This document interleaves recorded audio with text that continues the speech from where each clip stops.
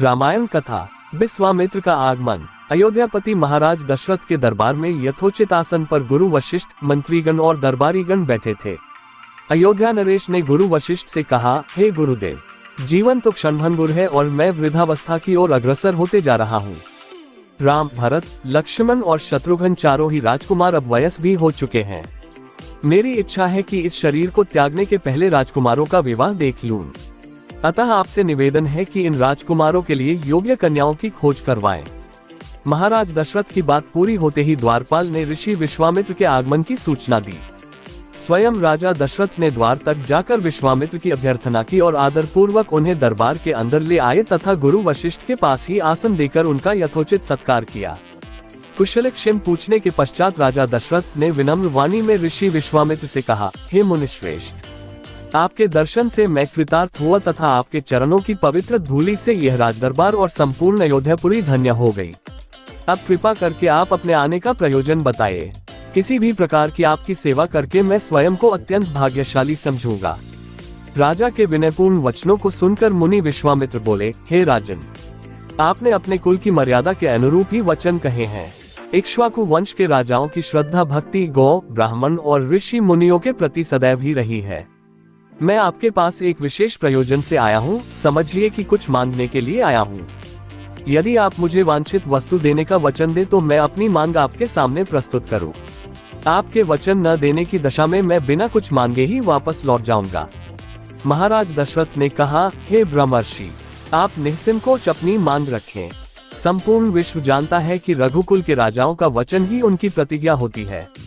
आप मांग तो मैं अपना शीश काटकर भी आपके चरणों में रख सकता हूँ। उनके इन वचनों से आश्वस्त ऋषि विश्वामित्र बोले, राजन, मैं अपने आश्रम में एक यज्ञ कर रहा हूँ। इस यज्ञ के पूर्णाहुति के समय मारीच और सुबाहु नाम के 2 राक्षस आकर रक्त, मांस आदि अपवित्र वस्तुएं यज्ञ वेदी में फेंक देते हैं। इस प्रकार यज्ञ पूर्ण नहीं हो पाता। ऐसा वे अनेक बार कर चुके हैं। मैं उन्हें अपने तेज से श्राप देकर नष्ट भी नहीं कर सकता, क्योंकि यज्ञ करते समय क्रोध करना वर्जित है। मैं जानता हूँ कि आप मर्यादा का पालन करने वाले ऋषि मुनियों के हितैषी एवं प्रजावत्सल राजा हैं। मैं आपसे आपके ज्येष्ठ पुत्र राम को मांगने के लिए आया हूँ, ताकि वह मेरे साथ जाकर राक्षसों से मेरे यज्ञ की रक्षा कर सके और मेरा यज्ञानुष्ठान निर्विघ्न पूरा हो सके। मुझे पता है कि राम आसानी के साथ उन दोनों का संहार कर सकते हैं। अतः केवल 10 दिनों के लिए राम को मुझे दे दीजिए। कार्य पूर्ण होते ही मैं उन्हें सकुशल आपके पास वापस पहुंचा दूंगा। विश्वामित्र की बात सुनकर राजा दशरथ को अत्यंत विषाद हुआ। ऐसा लगने लगा कि अभी वे मूर्छित हो जाएंगे। फिर स्वयं को संभाल कर उन्होंने कहा, मुनिवर, राम अभी बालक है। राक्षसों का सामना करना उसके लिए संभव नहीं होगा। आपके यज्ञ की रक्षा करने के लिए मैं स्वयं ही जाने को तैयार हूँ। विश्वामित्र बोले, राजन, आप तनिक भी संदेह न करें कि राम उनका सामना नहीं कर सकते। मैंने अपने योगबल से उनकी शक्तियों का अनुमान लगा लिया है। आप निश्चिंत होकर राम को मेरे साथ भेज दीजिए। इस पर राजा दशरथ ने उत्तर दिया, हे मुनिश्रेष्ठ, राम ने अभी तक किसी राक्षस के माया प्रपंचों को नहीं देखा है और उसे इस प्रकार के युद्ध का अनुभव भी नहीं है। जब से उसने जन्म लिया है, मैंने उसे अपनी आंखों के सामने से कभी ओझल भी होने नहीं दिया है। उसके वियोग से मेरे प्राण निकल जावेंगे। आपसे विनय है कि कृपा करके मुझे ससैन्य चलने की आज्ञा दें।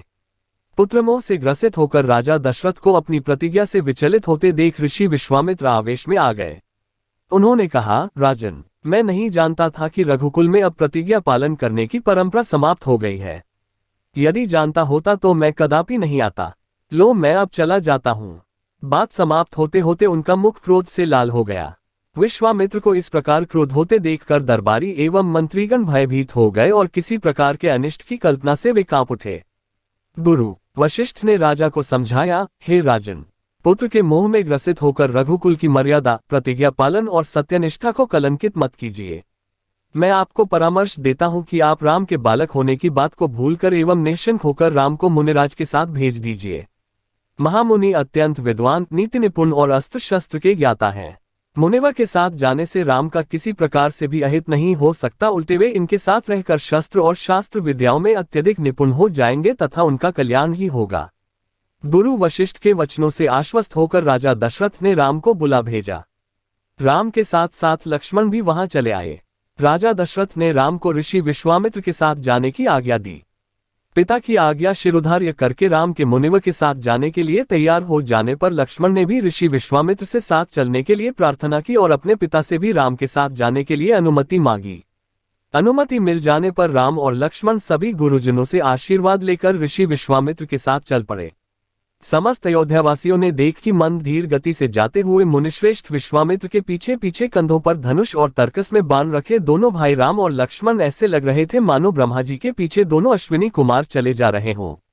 अद्भुत कांति से युक्त दोनों भाई गौ की त्वचा से बने दस्ताने पहने हुए थे, हाथों में धनुष और कटी में तीक्ष्ण धार वाली कृपानें शोभायमान हो रही थीं।